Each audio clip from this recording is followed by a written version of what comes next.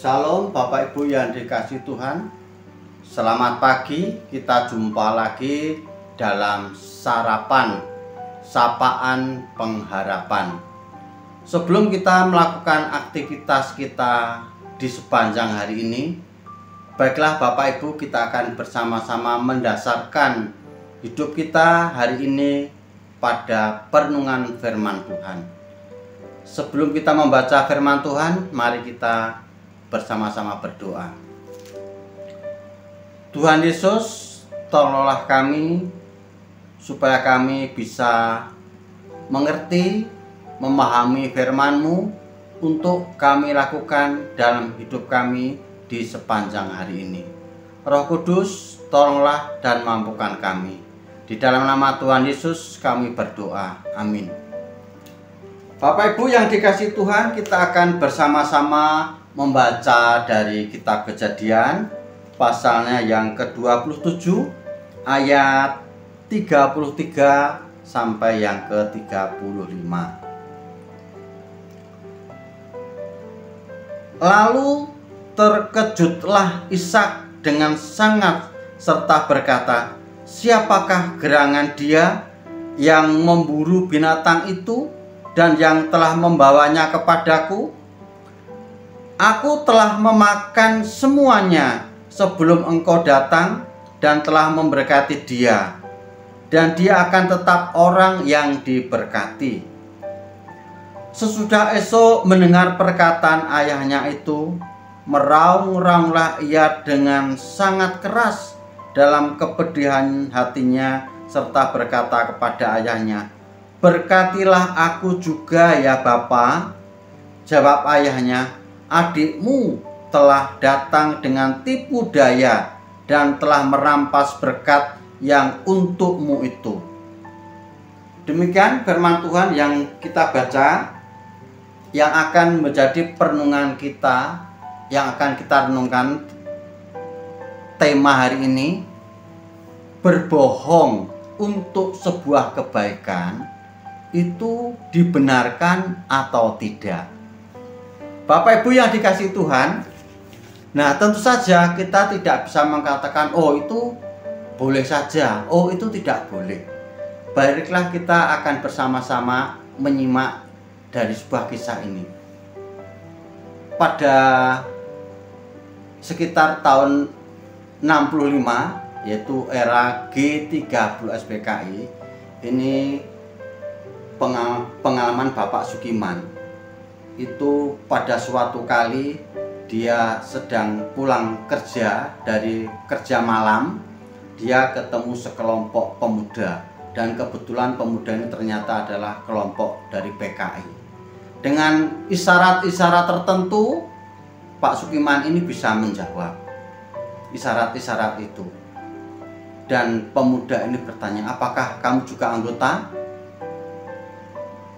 Maka dengan semangat Pak Sukiman ini menunjukkan, "Ini saya punya tandanya." "Oh iya, kamu adalah juga anggota. Baiklah, kamu bisa lewat." Pada kesempatan yang lain, Pak Sukiman ini pun bertemu dengan sekelompok pemuda Ansor. Juga kejadiannya juga malam juga. Pemuda Ansor ini langsung memberikan salam, "Assalamualaikum." Maka Bapak Sukiman ini menjawab, "Waalaikumsalam."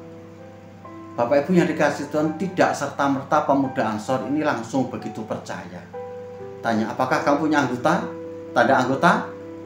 Maka Pak Sukiman ini dengan semangat pun, "Ini, saya punya tanda anggota." "Oke, kamu bisa lewat." Bapak Ibu yang dikasihi Tuhan, Bapak Sukiman ini mungkin ya, kalau kita berkata, wah Pak Sukiman ini pintar berbohong, seperti bunglon. Ketika dia ada di daun hijau, dia berubah warna menjadi hijau. Ketika dia di pohon yang coklat, dia menjadi warna yang coklat. Bapak Sukiman melakukan hal semacam ini karena dia pada waktu itu kondisinya seperti itu. Kalau dia jujur apa adanya seperti apa yang dia yakini, tentu saja dia tidak akan selamat jiwanya. Kalau kita pada posisi seperti Pak Sukiman, mungkin kita pun juga melakukan hal yang sama. Nah, Bapak Ibu yang dikasihi Tuhan, pada kesempatan pagi hari ini bagaimanakah firman Tuhan yang akan kita renungkan? Kisah Esau dan Yakub ini akan bisa menolong kita. Apakah kita ini menjadi seorang pembohong atau tidak?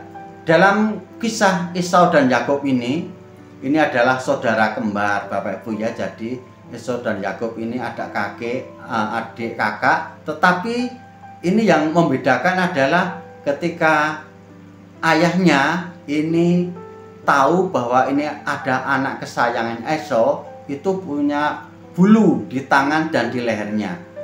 Tetapi si Yakub ini adalah adiknya Esau, ini kesayangan Ribkah ibunya.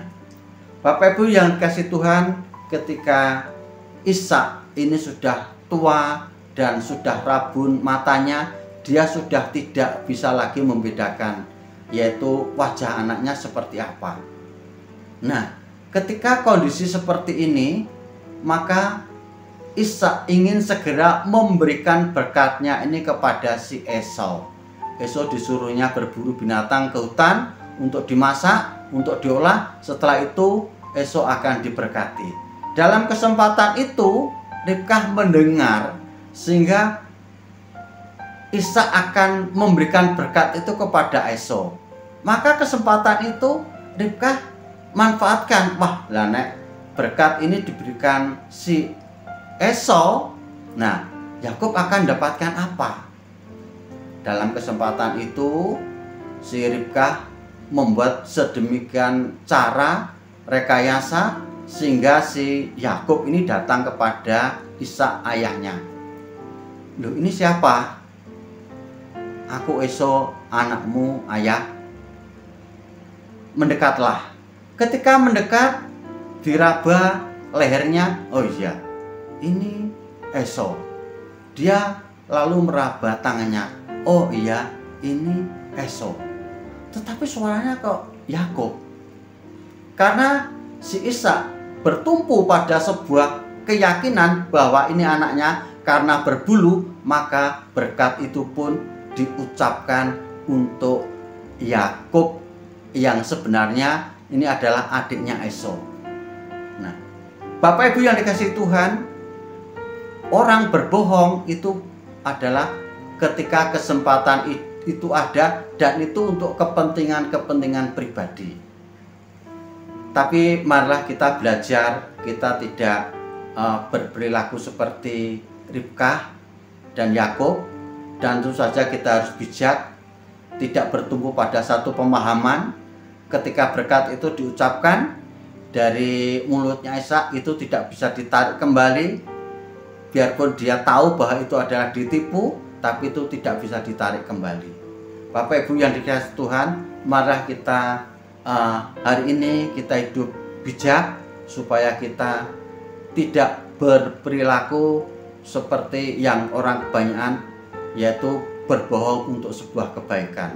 Saya tidak akan mengatakan benar atau salah, tapi biarlah Bapak Ibu sendiri yang akan mengambil sebuah kesimpulan itu benar atau salah. Kisahnya Pak Sukiman dengan Esau dan Yakub ini sangat berbeda konteksnya, sehingga kalau kita melihat sesuatu permasalahan, baiklah kita melihat itu konteksnya seperti apa, supaya kita bisa bijak untuk mengambil sebuah sikap atau mengambil sebuah keputusan.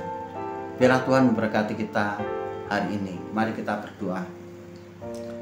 Tuhan Yesus, terima kasih, ajari kami untuk hidup bijak, supaya kami bisa melihat di mana kami berada untuk mengambil sikap atau mengambil suatu keputusan, sehingga kami tetap sebagai anak-anak Tuhan yang bijaksana. Terima kasih, tolonglah kami Tuhan, supaya kami menjadi anak-anak Tuhan Yesus yang bijaksana. Di dalam nama Tuhan Yesus kami bersyukur dan berdoa. Amin. Selamat pagi Bapak Ibu yang dikasihi Tuhan, selamat beraktivitas. Tuhan Yesus memberkati. Amin.